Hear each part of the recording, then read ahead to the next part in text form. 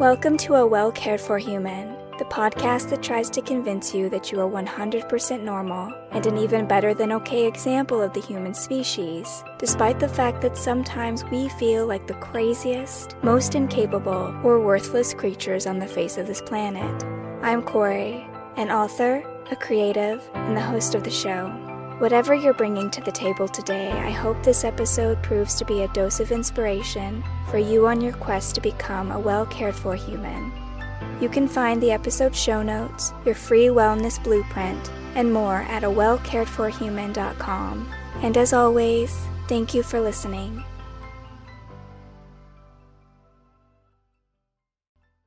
Hello humans, it's your host Kory, and today we're going to talk about power. Very exciting.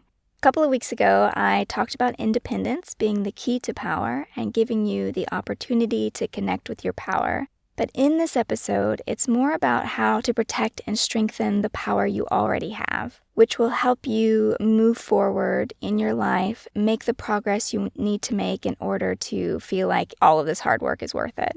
And as always, I'm going to begin with a bit of clarification about what do I mean when I say power. So when I say your power, I'm talking about your self-confidence, your belief in your ability to take care of yourself, to look after yourself, your ability to face any challenge that comes your way. Because the reality is, as long as we're alive, things are going to keep happening. And I don't mean that in that doom and gloom way, right? Like, no matter what you do, life will just keep pummeling you into the dirt. I don't mean it like that. I just mean to say that challenges come up, problems come up. That's a way of life. And the people who make it look easy, the people who just seem to step right over those inconveniences that make the rest of us fall apart and have tantrums and kick and scream on the floor like children, they're able to make it look easy because they have self-possession. They have control of themselves, and they're able to gather all of their strength and their concentration and their awareness into a single moment to face a challenge, and then just boop, they're right over it, and they make it look easy and leave the rest of us being like, oh, what are we doing wrong? So that's what I mean by power, meaning that no matter what life throws at you, you will feel like you're in control of yourself, of the situation. Not that you'll be in control of the external situation. Of course, none of us are in control of what's happening in the world around us, but we can be in control of ourselves. We can be in control of our mind. We can be in control of what we focus on, what we do, and that is, in its essence,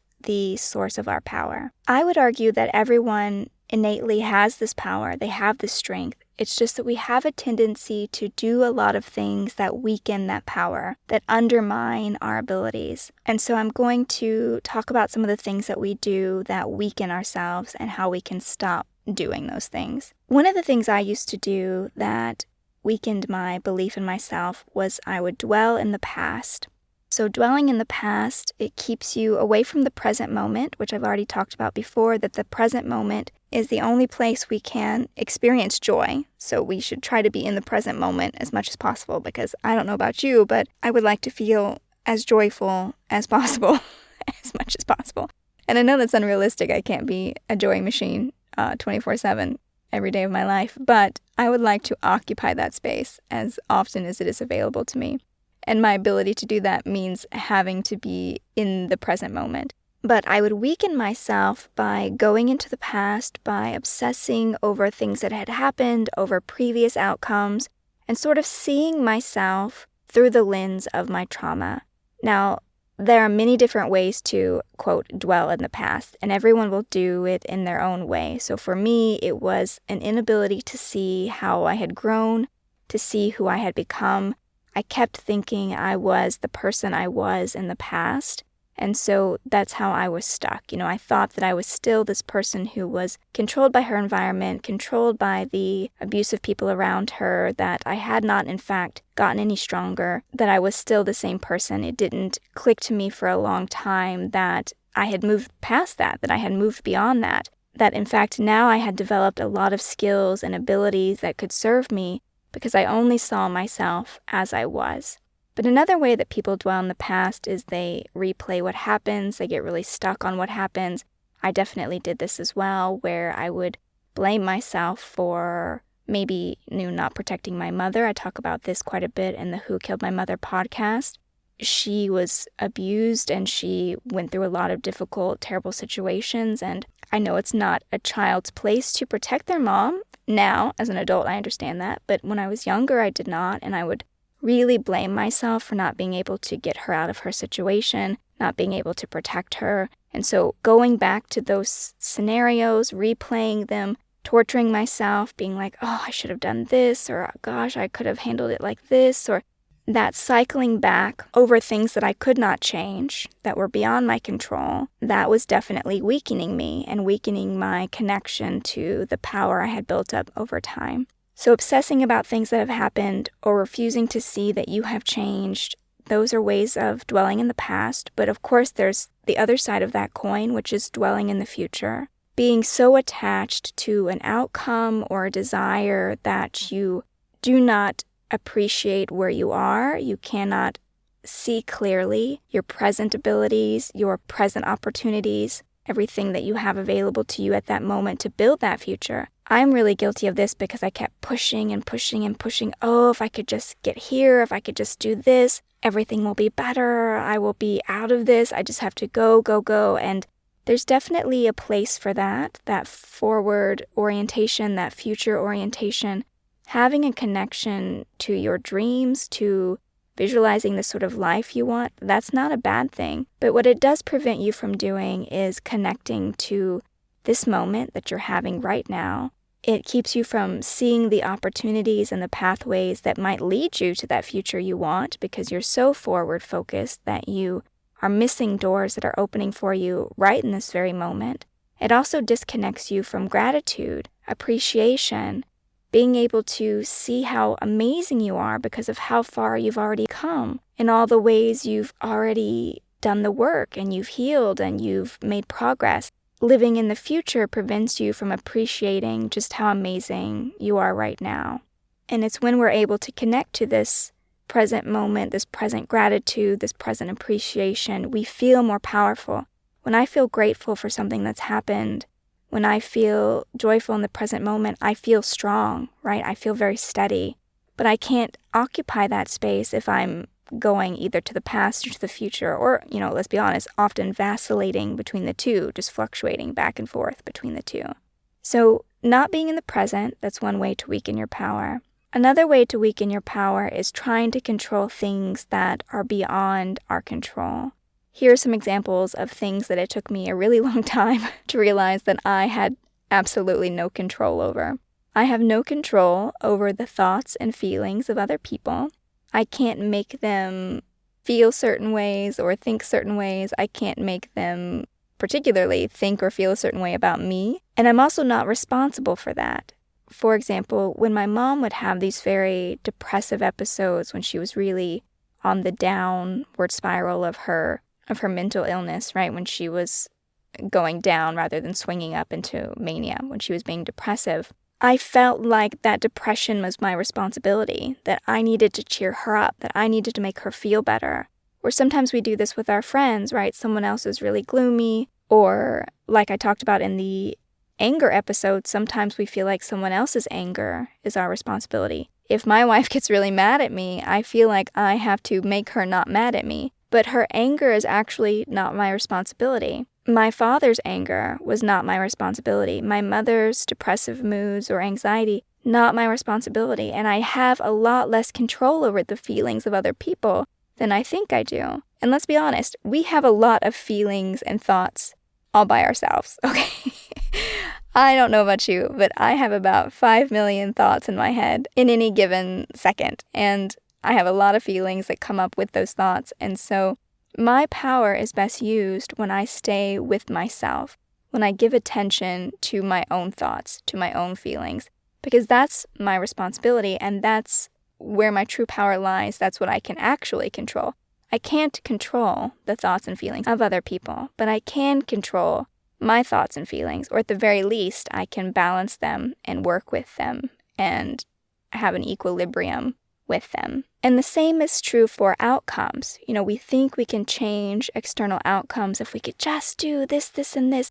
If I can just love my mom enough, she won't be a drunk anymore. If I can just do X, Y, and Z, my dad won't get mad and he won't treat me like a piece of crap. If I could just do this, this person I'm dating will finally stop cheating on me and they'll settle down and marry me and be good to me and stop verbally abusing me every night. The examples are endless, but the point is that we often try to do certain things to control the behaviors of other people, to control the outcome of a situation, when actually we don't really have much control over that. We can't really make people do certain things. People do whatever they do based on their own perceptions, their own worldview, their own habits and compulsions. Very little that we can do to influence that. It's more powerful to stay with ourselves, to stay centered in ourselves and say, well, what can I do for my own outcome? I want a healthy, happy, loving relationship. This person keeps cheating on me. So what can I do? And it's like, well, I can leave. I can date other people. I can clarify in my mind what I'm looking for. What do I think a healthy relationship looks like? And I can be brave enough to pursue that. I can't actually make my mother stop drinking, for example. I mean, my mom is dead, but maybe you have an alcoholic mother. Or, someone else is struggling with this. You have someone in your family who's struggling with drugs and alcohol. You can't make them get clean and sober, but there are things that you can do for yourself to heal yourself, to protect yourself, to make your environment more peaceful, more loving, more steady, and then figure out what you can extend to them. Maybe it's just seeing them for 10 minutes every Sunday or something because you want them in your life, but you don't want to compromise your sanity and your well-being in these ways, so you just see them for a little bit. Maybe you have some good boundaries and some rules, like you're not going to give them money anymore because you don't want them to do that. I really struggled with that with my mom for a long time because she was always struggling financially her whole life, and so she would call me, she would ask for money, and I would give her money. For many years I gave her money. But then to temper that, I'd be like, I don't think that this is actually helping her. Me giving her this money, I don't think that this is making things better. I think she's using it for X, Y, and Z. So kind of being more mindful of what you can actually do in a situation, a more realistic view of that is another way to gather your power back to you. And then when we try to control how other people view us or what they think of us, that's also weakening us, for example. And for anyone who's been listening to any of this podcast, you've heard me talk quite a bit about my father, his narcissism, his personality disorder, and how I basically sacrificed myself on the altar of his approval for all my life until very recently. And so me trying to do anything and everything I could to make him view me a certain way, to make him think well of me, to approve of me, to be kind to me, to shape his opinion of me, I had no control of that, and it was just weakening me to do so. There was so much debasing of myself in order to try to earn this approval that was completely unobtainable. And that's true for any situation. Maybe you want to change your reputation with someone that you work with or whatever, but if you've not done anything wrong and there's nothing for you to make amends for or to try better, you can't control how they think of you. You can only concentrate on doing what you know is right for you. Because everyone's always going to have their own worldview, their own opinions of other people, and there's not much we can do to influence that.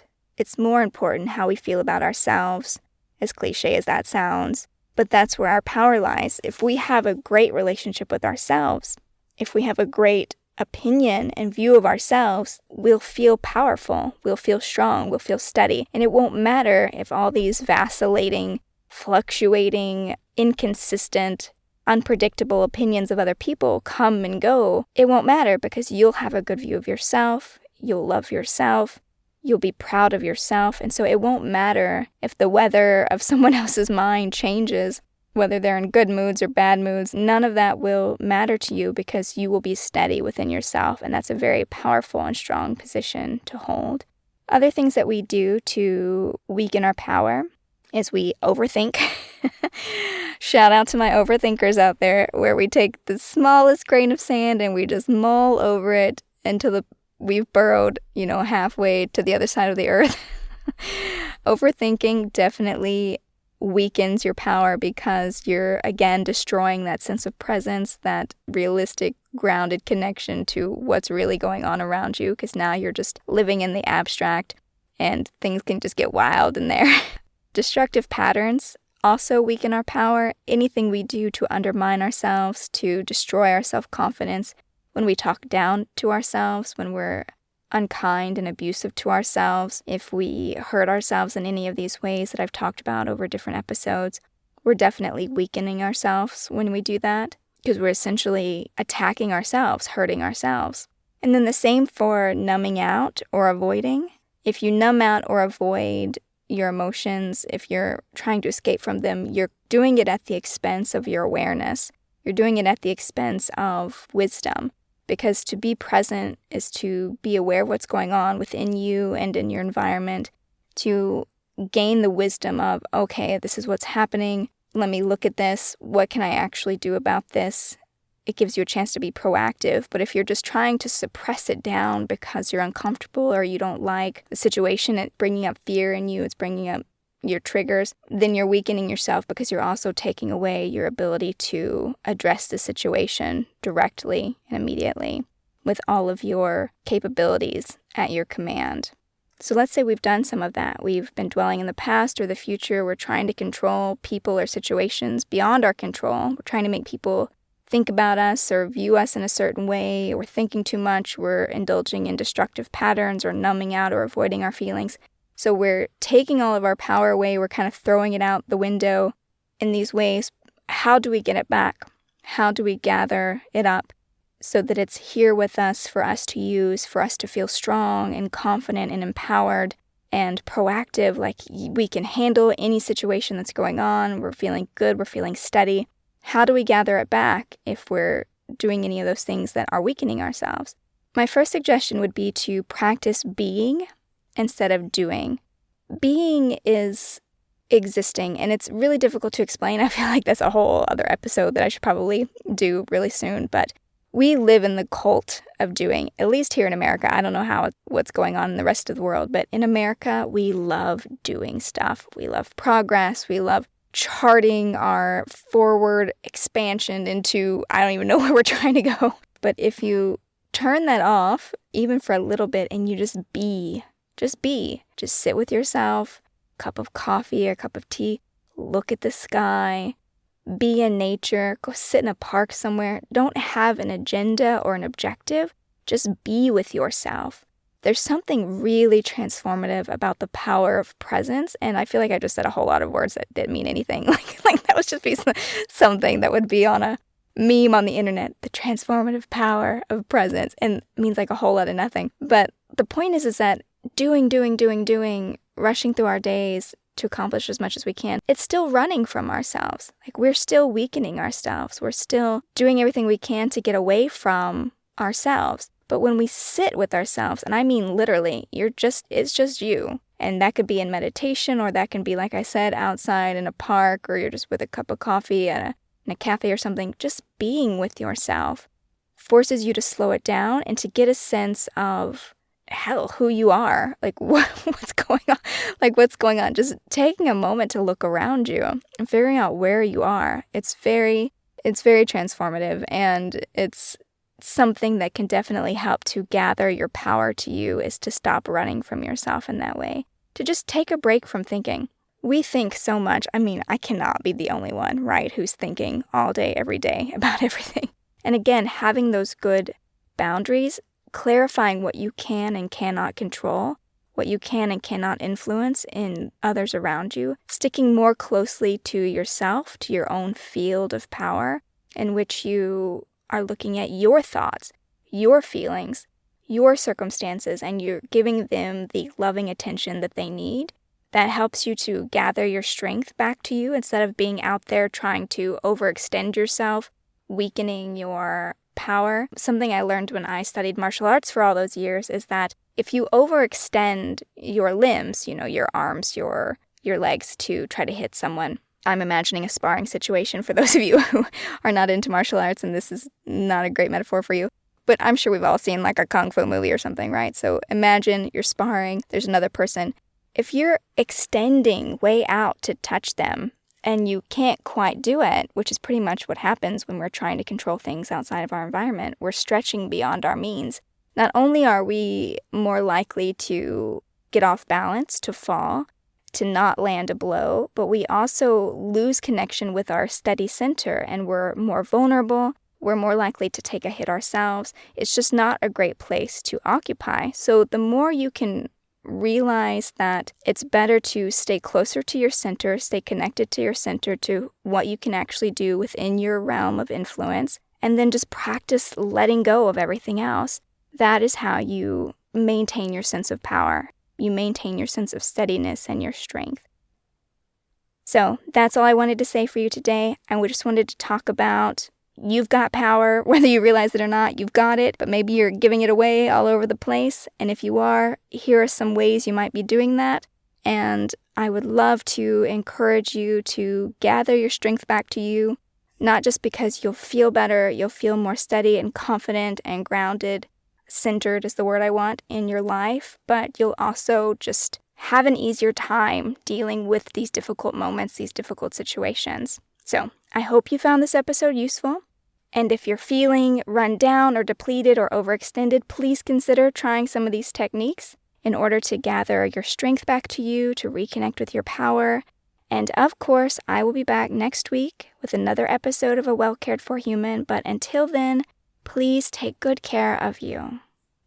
This episode of A Well Cared For Human was written and produced by me, Kory Marie. The music was by Late Night Feeler and Esther Abrami. If you like what I'm doing here, please consider visiting my Patreon. For as little as $1 a month, you get early ad-free access to the episodes, as well as a monthly patrons-only Q&A, bonus videos, and more. Not to mention that your Patreon support lets me know that you find value in the show and want it to continue. You can find me on Patreon by visiting www.patreon.com/Kory Marie. If you can't support the show financially, that is okay. You can still subscribe to the show, leave a review of the show, and recommend the show to your friends, not just the neurotic ones. All of this helps so much. And as always, thank you for listening.